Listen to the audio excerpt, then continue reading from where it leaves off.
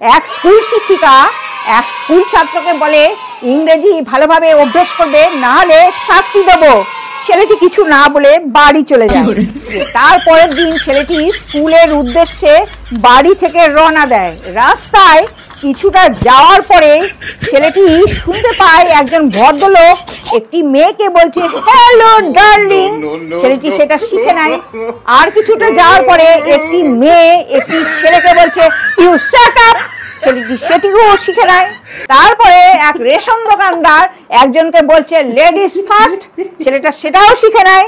দিয়ে ছেলেটা তো স্কুলে ক্লাসে গিয়ে হাজির হয়। তারপরে ক্লাসে টিচার আসে, সেই টিচার।